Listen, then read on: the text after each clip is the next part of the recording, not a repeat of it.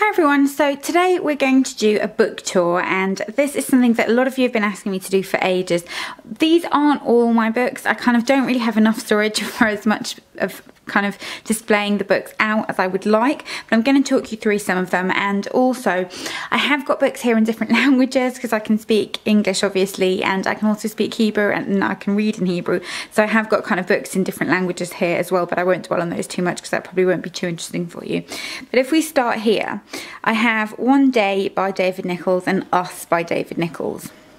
Let me just focus on them a little bit better. There we go. I loved One Day. Us, I really didn't like. I couldn't get through. I didn't like kind of the fact that it was told from a perspective of a middle-aged man. It just wasn't really for me. Then that's the equivalent in Hebrew of Skinny Bitch.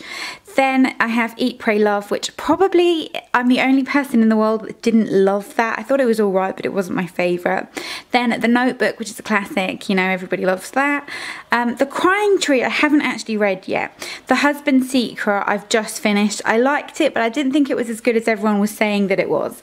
I didn't find it particularly thrilling. It was just okay. Dark Places is a Gillian Flynn one, and I have got Gone Girl, but I haven't got that on the bookshelf now because that's upstairs. And Sharp Objects as well, which I have lent my mum.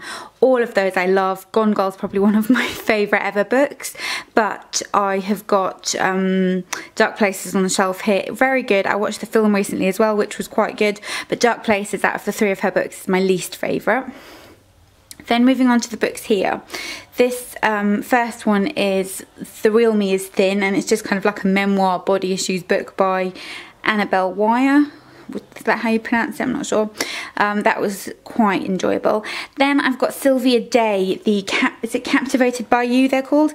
I've got number 4, and then these are 1, 2 and 3, but in Hebrew. I was bought these by a friend when I was visiting in Israel again, and she knew that I didn't like 50 Shades of Grey, but she said that these were better written and thought I might enjoy them, which I did. And then I bought the 4th one once I finished reading the other 3. Time Traveller's Wife, possibly one of my favourite ever books. I love that book so much. And then we have Last Night at the Chateau Marmont, which is from the same writer as The Devil Wears Prada. They're kind of just easy reading, more like. A few books here are not specifically mine because I live with my boyfriend as well, so some of them are his, like that Man United one there is not mine. Want to Play, I haven't read yet. The Body Book by Cameron Diaz is just kind of more like a coffee table book. And then Diary of a Manhattan Cool Girl. I like those types of books. They're just fun, easy reading. Then here I have Pretty Honest by Sally Hughes, which is a great beauty book, one of my all-time favourites.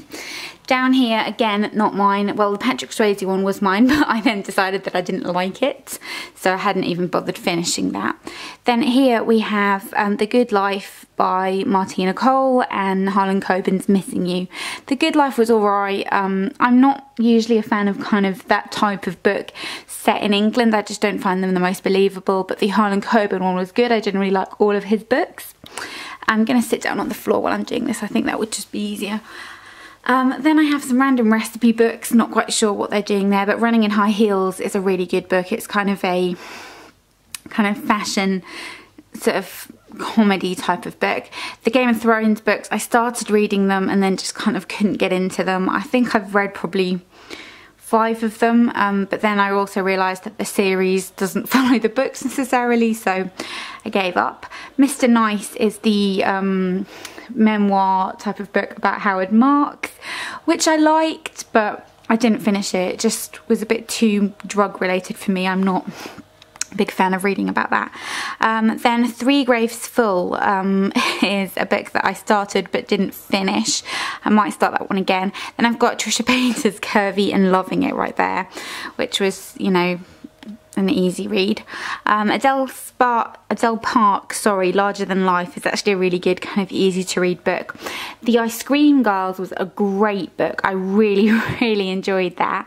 And then Lindsay, is it Kelleck? I don't know. I Heart New York, again, very easy reading. Jane Moore's Perfect Match I haven't read, but Does My Bum Look Big? And this is kind of like a Bridget Jones type of book. That was quite enjoyable. Then The Girl on the Train I did like, but I don't know, it wasn't what I thought it was going to be. I thought it was going to kind of be a bit different, but it was quite clever in how it was written from different characters' perspectives and all of that type of thing. And then what's that? Daring Greatly, I don't know what that is, that's not mine. And Diary of a Married Call Girl, the sequel to the Manhattan Call Girl. Then here, David Beckham and Alex Ferguson is definitely not mine. Cocktail books, again, irrelevant. Jane Moore, Second Wife's Club is actually a really fun book. Just, again, very kind of chick lit, easy reading. And then The Red Tent is probably one of my favourite ever books. It's a great, great book. It's kind of a biblical story that you might know, but told from women's perspectives. It's a really special book. Lee Evans, again, not mine.